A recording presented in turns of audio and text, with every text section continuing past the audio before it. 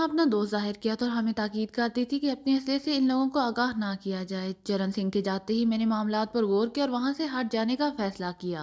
हमने साबिहाना से एक ज़रूरी काम के सिलसिले में माजरत की और ट्रेन के जरिए दिल्ली की तरफ चल दिए। हम तीनों इस वक्त हाथ से मुअज़्ज़ज़ नज़र आ रहे थे। बादियों नज़र में यही दिखाई देता था कि हम तीनों कोई आला अफसर थे।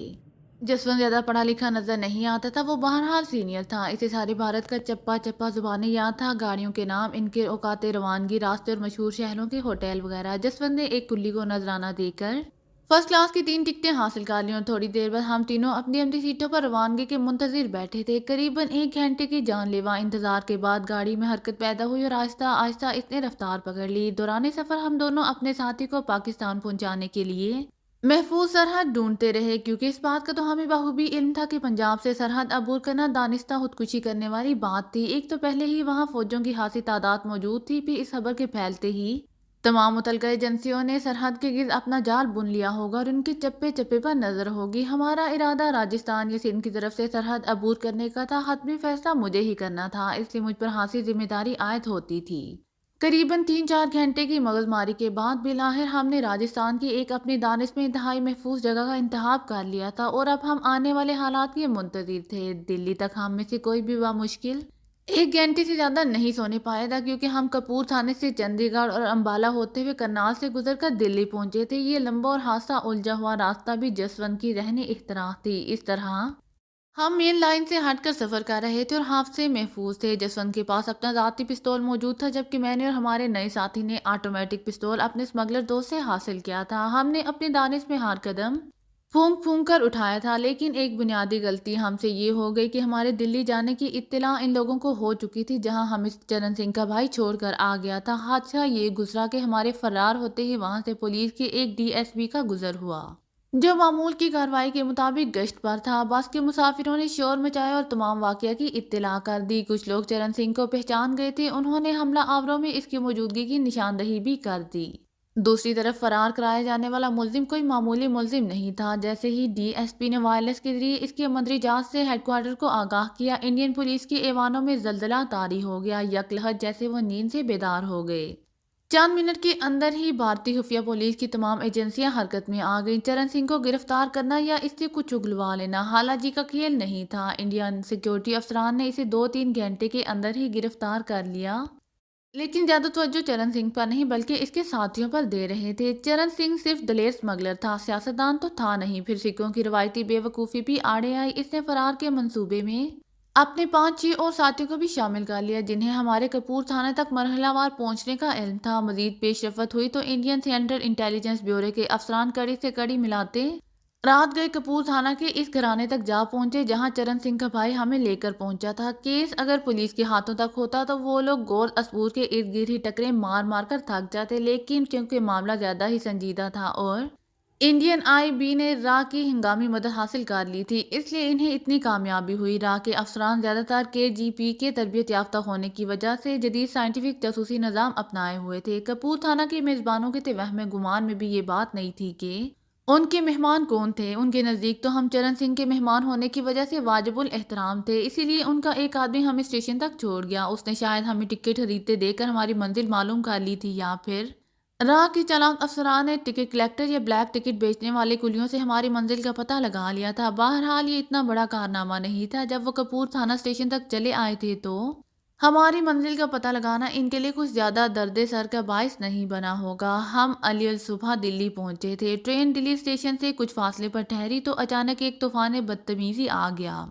फौज के दर्जनों मुसल्लह जवानों ने फर्स्ट क्लास के दरवाजों पर कब्जा कर लिए। शदीद सर्दी की वजह से मुसाफिरों ने दरवाजे बंद कर रखे थे, वो दरवाजे के बाहर ही लटक गए। इसके साथ ही गाड़ी ने रफ्तार पकड़ ली। हमारा माथा ठनका। तवक्कुआत की बिल्कुल बरअक्स अचानक पेश आने वाली सूरत हाल ने हमें डगमगा दिया। मेरी तरह यकीनन मेरे दोनों साथियों के दिल भी दहल गए होंगे, लेकिन यही एक जासूस के इम्तहान का वक्त होता है। अब कंट्रोल मुझे संभालना था। दूसरे ही लम्हे में तैयार था। जसवंत और नया साथी भी संभल गए। हमने आंखों ही आंखों में एक दूसरे की तरफ देखा। जसवंत ने झिझकते हुए मेरे कान में सरगोशी की। हमने दिल्ली में एक दूसरे से बात निकलने की सूरत में दोबारा मिलने के लिए एक मुकाम में मुलाकात तय कर लिया था। फौरन ही हमारा मंसूबा भी तरतीब पा गया था। जूनिया ने मिले सजनों। जसवंत हमारी तरफ देख कर मुस्कुराया, فی امان اللہ میں نے اور میرے دوسرے ساتھی نے سرگوشی کی۔ وہ ہم سے علیحدہ ہو کر بڑی پھرتی کے ساتھ ڈبے کے اندر ہی چلتا ہوا غائب ہو گیا۔ ہم دونوں نے اپنی جیبوں میں رکھے پستول تھپتھپائے اور ایک دوسرے کا ہاتھ گرم جوشی سے دبایا۔ پستول ہمارے پہنے ہوئے کوٹوں کی جیبوں میں منتقل ہو گئے تھے اور بوقت ضرورت ہم ان سے کوئی بھی کام لے سکتے تھے، حتیٰ کہ ایک دوسرے کو شہادت سے بھی سرفراز کر سکتے تھے، جو ہمارا آخری حربہ تھا۔ اپنی سیٹیں ہم نے چھوڑ دی تھیں اور دونوں ایک دوسرے کے ساتھ لگے ڈبے کے پلیٹ فارم کی مخالف سمت کھلنے والے دروازے سے آن لگے۔ اسٹیشن نزدیک آ جانے کی وجہ سے ڈبے میں خاصی ہلچل مچی تھی۔ ہر کوئی اپنی اپنی فکر میں تھا۔ چند منٹ کے لیے لوگوں نے سپاہیوں کے اس طرح اچانک ڈبوں کے دروازے سنبھالنے کا نوٹس ضرور لیا تھا، لیکن اب ان کو زیادہ فکر اپنی اور اپنے سامان کی تھی۔ اسٹیشن کے سگنل نظر آتے ہی ہمارے دلوں کی دھڑکن مزید تیز ہو گئی۔ اپنے تصور کی آنکھ سے ہم پلیٹ فارم کو گھیرے میں لینے والی پولیس کو دیکھ سکتے تھے۔ منصوبے کے مطابق گاڑی کی رفتار آہستہ ہوتے ہی میں نے دروازے میں لگے شیشے کو نیچے گرا دیا۔ باہری ہینڈل کو پکڑے ایک فوجی لٹکتا نظر آ رہا تھا۔ کلفی جمانے کا ارادہ کیا ہے مہاراج؟ میں نے اس کے متوجہ ہوتے ہی کہا۔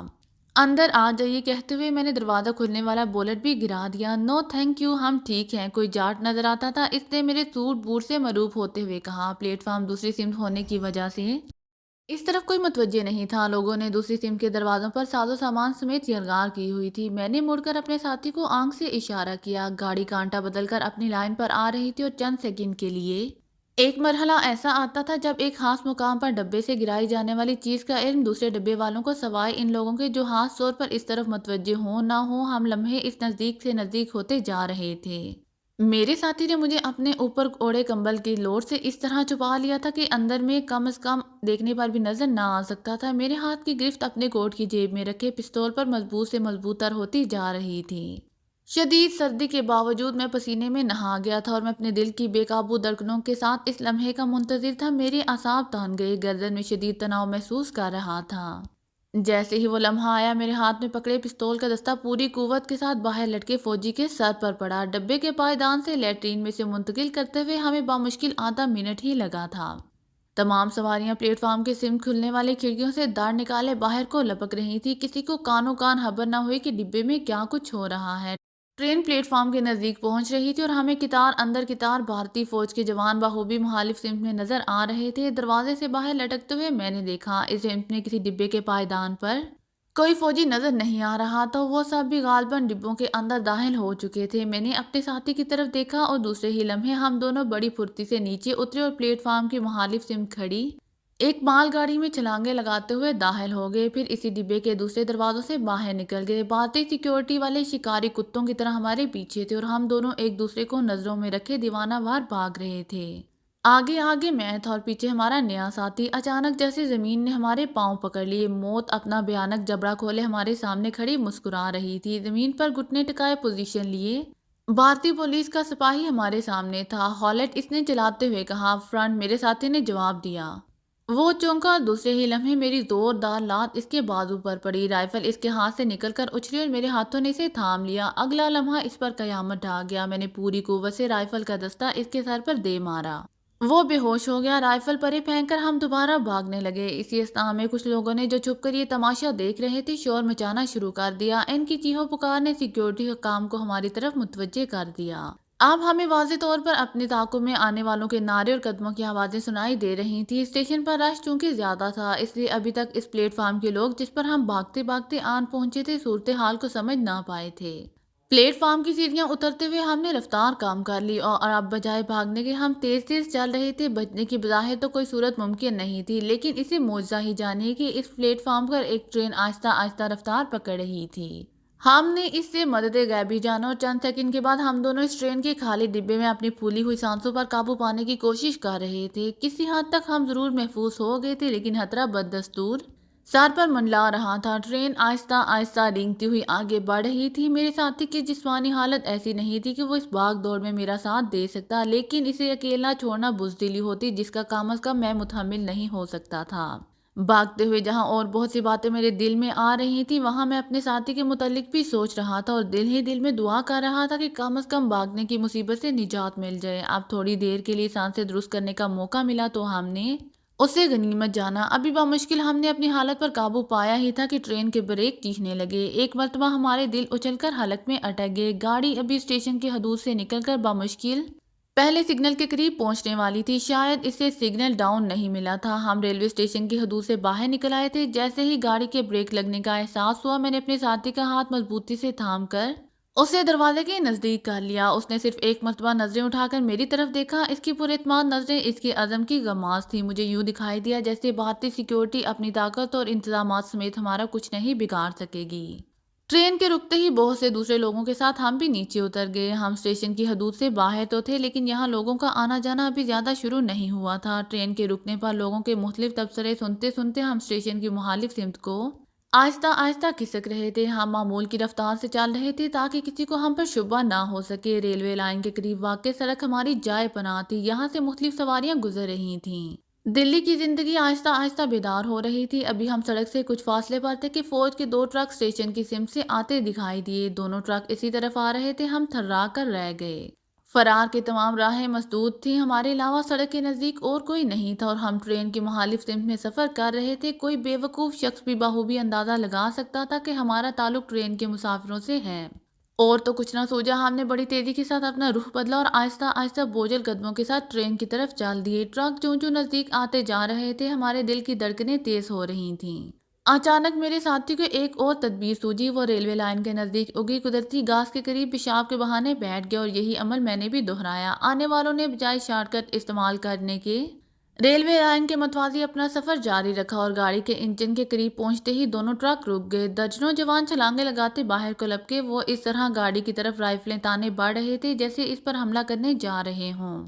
ہم انہیں نظر نہیں آئے تھے یا انہوں نے جان بوجھ کر ہمیں نظر انداز کر دیا تھا، اس کا اندازہ تو ہم نہ کر سکے، لیکن اپنی طرف سے ان کی غفلت کو میں نے تائیدی کہہ بھی جانا۔ میں نے اپنے ساتھی کو مخصوص اشارہ کیا اور سڑک کی سمت چلنا شروع کر دیا۔ وہ چپ چاپ بیٹھا رہا۔ جب میں قریباً 10-12 گز دور چلا گیا تو وہ بھی میرے پیچھے آنے لگا۔ میں دل ہی دل میں خدا سے دعا کر رہا تھا کہ ٹرین کے مسافروں میں سے یا آنے والے فوجیوں میں سے کوئی ہماری حرکت کا نوٹس نہ لے۔ دھڑکتے دل اور ڈگمگاتے قدموں سے ہم کسی نہ کسی طرح سڑک پر پہنچ ہی گئے۔ میں نے وہاں کسی سواری کا انتظار کرنا مناسب نہ سمجھا اور ایک نزدیکی راستے کا رخ کیا۔ قریب ہی ایک مندر سے بھجن کی آوازیں سنائی دے رہی تھیں۔ فوجیوں نے بڑے منظم طریقے سے ٹرین کو گھیرے میں لے رکھا تھا۔ ان کے کچھ آفیسر مختلف ڈبوں میں ہمیں ڈھونڈتے پھر رہے تھے اور ہم ان کی پہنچ سے دور مندر کے نزدیک اپنی ہستہ حالی کا جائزہ لگا کر یہ اندازہ لگا رہے تھے کہ ہمارا اندر جانا مناسب ہے یا اسی طرح سفر کرتے رہنا۔ چند منٹ کے بعد میں اور میرا ساتھی مندر میں داخل ہو چکے تھے۔ ہم نے اپنے جوتے باہر اتارے اور کتھا کرنے والوں کی منڈلی کے نزدیک ان لوگوں میں شامل ہو گئے جو بڑے زور و شور سے پوجا پاٹ میں مصروف تھے۔ دونوں جان بوجھ کر ایک دوسرے سے فاصلے پر بیٹھے تھے، اس طرح کم از کم ہم میں سے ایک تو محفوظ رہ سکتا تھا۔ پہلے تو آہستہ آہستہ آوازوں میں آوازیں ملاتے رہے، پھر مجھے اچانک یوں محسوس ہوا جیسے گلے میں کوئی چیز اٹک گئی ہو۔ سامنے دروازے سے ایک بارودی تھانے دار اور سویلین کپڑوں میں ملبوس 3 آدمی مندر میں داخل ہو رہے تھے۔ نظروں ہی نظروں میں ہم نے ایک دوسرے کو تسلی دی اور آنے والے حالات سے نمٹنے کے لیے خود کو تیار کرنے لگے۔ مندر میں موجود لوگوں نے ایک نظر تو آنے والوں پر معمول کے مطابق ضرور ڈالی تھی، لیکن کسی نے ان کے آنے کا کوئی نوٹس نہیں لیا تھا۔ کتھا اپنے جوبن پر تھی۔ شاید تھانے دار یہاں معمول کے مطابق آنے والی سنگت میں شامل تھا۔ ہم نے سوچا شاید تھانے دار اور اس کے ساتھیوں کی بے چینی سے چاروں طرف جائزہ لیتی نظریں کسی اور ہی بات کی چغلی کھا رہی تھیں۔ مندر چونکہ ریلوے اسٹیشن کے نزدیک موجود تھا، اس لیے ہمیں یہ فائدہ ضرور حاصل تھا کہ یہاں مخصوص لوگوں کی ہی آمد و رفت نہیں رہتی ہوگی، بلکہ اکثر مسافر بھی یہاں پوجا پاٹ کے لیے آتے جاتے رہے ہوں گے۔ چند سیکنڈ کے اندر ہی ہم نے اپنی حالت پر قابو پا لیا۔ کم از کم مجھے اس بات کا احساس تھا کہ اب پاٹ کرنے والوں میں ایک نمایاں آواز میری بھی تھی۔ دوسری طرف میرے ساتھی کا بھی یہی حال تھا۔ وہ بھی بڑے جوش و خروش سے خشوع و خضوع کے ساتھ گا رہا تھا، اوم جے جگ جیت ہرے۔ مندر کے آداب کو ملحوظ خاطر رکھتے ہوئے ان لوگوں نے اپنی جگہ سے ہام ہاں ہلنا جلنا مناسب نہیں سمجھا تھا۔ وہ مختلف کونوں میں ڈٹے ہوئے اپنے کام میں مصروف تھے، لیکن سب کے ساتھ پوجا میں بھی شامل تھا۔ قریباً 10-12 منٹ تک وہ موجود رہے۔ اسی اثناء میں نہ جانے ہمیں کتنی مرتبہ اپنے گلے خشک تر کرنے کے لیے تھوک نکلنا پڑا۔ ان کے دفع ہوتے ہی میں نے سکھ کا سانس لیا۔ اسی اثناء میں پرشاد بھی آ گیا تھا۔ ہم نے گرم گرم کڑا کے 2 لقمے زہر مار کے اور مندر کے گٹے گٹے ماحول کو خیر باد کہہ کر باہر نکل آئے۔ سورج طلوع ہو چکا تھا اور لوگوں کی آمد و رفت خاصی بڑھ چکی تھی۔ دلی کی چیختی چلاتی مار دار کرتی مہلوک کے بیچوں بیچ راستہ بناتے ہم دونوں پیدل ہی ایک طرف کو چل دیے۔ مجھے دلی کے متعلق ابھی زیادہ معلومات حاصل نہیں تھی، لیکن میں اس کے لیے اجنبی بھی نہیں تھا۔ جسونت کے بتائے ہوئے ٹھکانے پر پہنچنے کے لیے ابھی 2 گھنٹے کا وقت ہمارے پاس موجود تھا۔ مسلسل بھاگ دوڑ اور ذہنی اذیت نے جب مجھے تھکا ڈالا تھا تو جانے میرے ساتھی کا کیا حال ہوگا۔ یہ تو اس کا عزم تھا جو اسے کشاں کشاں میرے ساتھ لیے جا رہا تھا۔ میں نے دل ہی دل میں اس کے مورال کو سراہا۔ اب ہم مسلمانوں کے ایک ہوٹل کے نزدیک پہنچ چکے تھے۔ پہلے تو میرا ارادہ یہیں ناشتہ کرنے اور سستانے کا تھا، لیکن کوئی انجانی قوت مجھے یہاں جانے سے روک رہی تھی۔ پھر جیسے میں خواب سے بیدار ہو گیا، پچھلے تمام واقعات ایک ایک کر کے میری آنکھوں کے سامنے گھوم گئے۔ انڈین سیکیورٹی حکام نے کم از کم مسلمانوں کے ہر ہوٹل پر نظر رکھی ہوگی۔ جب غور کیا تو ہمیں یہاں بھی کچھ مشابہ صورتیں دکھائی دی۔ ہم آگے بڑھ گئے اور چند منٹ کے بعد ہی ایک خاصے گنجان آباد علاقے میں ایک درمیانے درجے کے ہندو ہوٹل میں بیٹھا لمبے چوڑے ناشتے کا آرڈر دے رہا تھا۔ ہوٹل پہنچنے تک سردی گرمی کا کوئی احساس نہیں تھا۔ یہاں آئے تو علم ہوا کہ سردی کے مارے جہاں کلفی جمی جا رہی تھی وہاں مسلسل مشقت سے ہم دونوں فلو کا شکار بھی ہو چکے تھے۔ بادل نخواستہ ناشتے کے ساتھ 3 4 کپسول بھی نگلنے پڑے۔ قریباً وہاں 1 گھنٹہ گزارنے سے میرے ساتھی کی حالت کافی سنبھل گئی تھی۔ مقررہ وقت پر ہم دونوں ایک سینما گھر کا رخ کر رہے تھے جہاں جسونت ہمارا منتظر تھا۔ دلی کے قریباً سارے ہی سینماؤں میں صبح اسپیشل شو سے ہی فلم دکھانے کا آغاز ہو جاتا تھا۔ ہم دونوں ایک رکشہ کے ذریعے یہاں پہنچے تھے۔ سینما ہال سے کچھ فاصلے پر ہم دونوں اتر گئے۔ اب ایک اور سنسنی خیز مرحلہ آ رہا تھا، جاسوس سے جاسوس کے ملاپ کا مرحلہ۔ میں نے اپنے ساتھی کو ہدایات دے کر وہیں کھڑا کیا اور خود بڑے محتاط طریقے سے چاروں طرف سے چوکنا سینما ہال کی طرف چل پڑا۔ سینما ہال کے دروازے کے سامنے بنی مختلف سگریٹ پان کی دکانوں پر میں نے سرسری نظر ڈالی۔ کوئی مشتبہ صورت دکھائی نہیں دے رہی تھی۔ میں نے ایک دکان سے سگریٹ خرید کر سلگایا، پان منہ میں رکھا اور ایک کونے میں نظریں جما دیں جہاں سے جسونت کی آمد متوقع تھی۔ میری نظریں بار بار بے چینی سے گھڑی کی سوئیوں کا جائزہ لے رہی تھیں۔ ملاپ کی گھڑی میں 2 3 منٹ باقی تھے۔ اسی اثناء میں میرا ساتھی ایک قریبی دکان پر آن کھڑا ہوا اور منہ میں سگریٹ دبائے مجھ پر ہی نظریں جمائی رکھی تھی۔ ہم دونوں بے قابو دل کی دھڑکنوں کا شمار کر رہے تھے۔ وقت مقررہ سے قریباً 1 منٹ بعد میں نے جسونت کو سینما ہال سے برآمد ہوتے دیکھا۔ وہ شاید اندر فلم کے پوسٹر دیکھ رہا تھا۔ پلان کے مطابق اس نے ایک سمت کو چلنا شروع کیا اور آدھا فرلانگ تک جا کر واپس پلٹ آیا۔ یہ اس بات کا سگنل تھا کہ وہ ان ظالموں کے دست پر سے بچ نکلا ہے اور خطرے کی کوئی بات نہیں۔ مخالف سمت سے میں بھی پان چباتا اور سگریٹ کے دھوئیں کے مرغولے بناتا اس کی طرف بڑھ رہا تھا۔ میں نے بھی اسے سیف سگنل کا اشارہ مہیا کر دیا تھا۔ ایک دوسرے کے محفوظ ہونے کے یقین نے ہمارا سیر و خون بڑھا دیا تھا۔ جیسے ہی اس کی نظر مجھ پر پڑی، شدت جذبات سے مغلوب ہو کر وہ مجھ سے لپٹ گیا۔ ہم دونوں نے ایک دوسرے کی پیٹھ تھپ تھپا کر ہمت کی داد دی۔ چند سیکنڈ کے بعد جسونت دوسرے ساتھی سے بغل گیر ہو رہا تھا۔ اس نے 4 آدمیوں کا باکس پہلے سے ریزرو کروا لیا تھا۔ باکس میں پہنچتے ہی ہم تینوں باری باری کھلکھلا کر ہنس پڑے اور ہنستے ہنستے ایک دوسرے سے لپٹ گئے۔ کل سے آج تک رونما ہونے والے واقعات کے متعلق گفتگو کرنا ہم میں سے کسی نے بھی مناسب نہ سمجھا۔ ہمیں خوشی اور اطمینان کے جو چند لمحات میسر آئے تھے انہیں غنیمت جان کر ہم صرف انڈین انٹیلی جنس کی بوکھلاہٹ سے لطف اندوز ہو رہے تھے۔ اپنی تکالیف اور آنے والے بدترین حالات کے متعلق سوچ کر ہم ان غنیمت لمحوں کو کھونا نہیں چاہتے تھے۔ فلم بڑی رومانٹک تھی۔ چلی تو پونم میرے مان مندر میں آن براجی۔ پونم جو غنایت تھی، جو فضاؤں میں ہمیشہ سے رچا بسا کبھی نہ ختم ہونے والا خوبصورت گیت تھی۔ وہ دنک کے خوبصورت رنگوں کا امتزاج تھی۔ اس کی دیے جلاتی کٹورا آنکھیں، سمندر کے سینے پر 2 تیرنے والے وہ لائٹ ہاؤس تھے جو طوفانوں میں بھٹک جانے والے راہیوں کو راستہ دکھاتے ہیں۔ ذرا سکون ملا اور وہ میرے نہاہانہ دل سے نکل کر سامنے آن کھڑی ہوئی۔ کہاں پہنچ گئے مہاراج؟ مجھے سوچوں میں گم دیکھ کر جسونت نے پوچھا۔ ہم تینوں ہاتھ سے بے تکلف ہو چکے تھے۔ جہنم میں نے مسکراتے ہوئے جواب دیا۔ پھر تو اچھا ہوا جلدی واپسی ہو گئی، ہمارے نئے ساتھی نے ہماری گفتگو میں حصہ لیتے ہوئے کہا۔ تینوں حتی الوسع یہی کوشش کر رہے تھے کہ ماحول کو خوشگوار بنائے رکھیں، لیکن ہم تینوں میں سے کسی کو بھی یہ خوش فہمی نہیں تھی۔ ہمیں علم تھا کہ ایسے حالات میں سرحد پار کرنا کتنا جان جوکھوں کا کام ہے۔ سرحدی اضلاع میں ناکہ بندیاں زور پکڑ رہی ہوں گی اور بھارتی سیکیورٹی شکاری کتوں کی طرح ہماری بو سونگھتی پھر رہی ہوگی۔ جسونت نے بلاہر پہل کی۔ میرے خیال میں راجستھان سے کافی موقع مل جائے گا، وہ بولا۔ فی الحال اس ذکر کو جانے دو، کل بات ہوگی، میں نے کہا۔ ٹھیک ہے، اس نے مختصر سا جواب دیا۔ فلم کے خاتمے پر ہم اکٹھے ہی باہر آ گئے۔ شام تک کا وقت ہم نے گھوم پھر کے ضائع کیا۔ شام کو میں نے اپنے نئے ساتھی کو جسونت کے حوالے کیا اور اگلے روز ایک مخصوص مقام پر ملاقات کا وعدہ کر کے ان سے الگ ہو گیا۔ میں سیدھا مین مارکیٹ میں پہنچا، وہاں سے اپنے مال کا مختلف آرڈر وصول کیے کیونکہ گھر سے تو میں اسی مشن پر نکلا تھا۔ دلی ہی کے ٹیلی فون ایکسچینج سے میں نے لدھیانہ فون کیا۔ پرکاش اینڈ پرکاش انڈسٹری کے نزدیک ہی ایک فون لگا تھا جہاں میں نے پرکاش سے بات کی اور اسے اپنی خیریت کی اطلاع دی۔ میں اپنے کسی عمل سے ان لوگوں کو اپنے پراسرار ہونے کا احساس نہیں دلانا چاہتا تھا۔ میری حتی الوسع یہی کوشش تھی کہ میں ایسی کوئی حرکت نہ کروں جو انہیں میرے متعلق سوچنے پر مجبور کر دے۔ پرکاش کو میں یہ کہہ کر آیا تھا کہ میں دلی سے آرڈر وصول کرنے جا رہا ہوں، اب اسے اطلاع دینی بھی ضروری تھی کہ فلاں فلاں جگہ مال روانہ کر دے۔ اگر آپ کو میری ویڈیو پسند آئے تو please like, share and subscribe کرنا مت بھولیے گا۔ جزاک اللہ۔